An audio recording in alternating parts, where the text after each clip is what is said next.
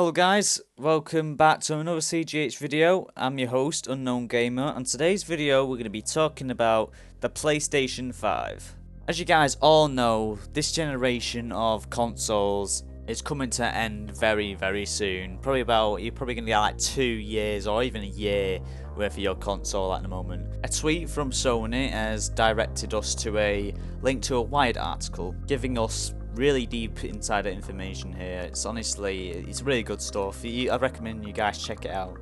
The main thing that's going on with this article is Mark Cerny. He's the main architect for the PlayStation, what it's going to do and what graphical power, GPU power is going to bring. Mark Cerny has repeatedly said it's not going to be, any time in 2019. It's most likely going to be releasing in 2020 or even after that, but 2020 is the main release date for the PlayStation 5. Also, there's little things like, Sony giving out dev kits to, other, game developers and, to get around this structure. And it's pretty simple stuff, really. Let's just get all that stuff out of the way. There's lots of aspects here that he's talked about, the CPU and the GPU becoming way more powerful, deliver more fidelity and visual effects, and system memory, which means it will bring, faster loading times, faster boot up times.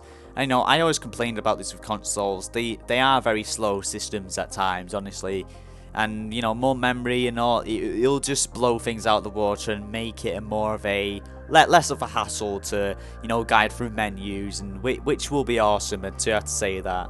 Also, they're going to be trying to basically make the physical media, higher capacity, so they can fit all these games on. So there's going to be less, problems when downloading games, installing them, and expecting to see shorter download, speeds, and basically making it a walk in the park. The CPU of the console will be a third generation AMD Ryzen line, and contains 8 cores, which is really good for a CPU. GPU will be a Radeon Navi, which apparently is going to be way more cheaper than a GTX 1080. So, it still really boggles my mind, really, because this console is going to be really expensive if that's the case. If it's online with a, in between a GTX 1080 and a Vega 56, it's going to be very worrying for the price of the console, but no price is too high when it comes to powerful hardware. Also, there's ray tracing, which is pretty much confirmed at this point. If you don't know what that is, that's a really advanced lighting technique used in Shadow of the Tomb Raider, and it gives really good shadows and lighting reflections, and there's many more things that it can do.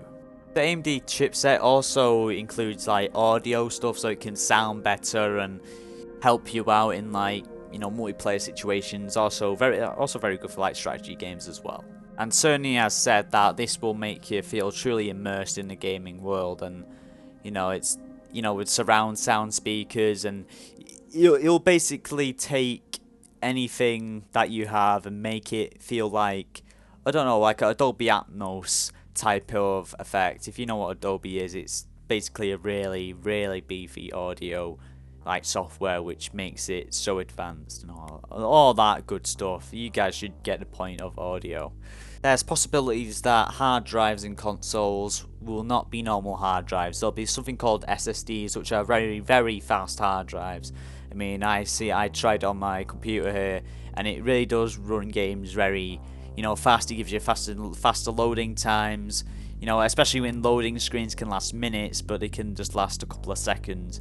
It's honestly a great way to be assured that your games will load faster, and especially when rendering. Apparently rendering is a really big thing, and this will honestly boost the console's performance, and it'll just be a greater gaming experience, and you don't have to rely on loading screens. Also, this console will include backwards compatibility, which is a really highly requested feature on the PlayStation 4, and obviously, your PlayStation 4 games will be, transferred over to PlayStation 5, which is really good reassurance, because we all been in that situation where we just don't have any games to play on these new consoles. So having your old games on that system is going to be a real big benefit to a lot of people, because you never know, they may not have enough money for these consoles, and it will just be very beneficial to a lot of people. And guys, going to end the video here.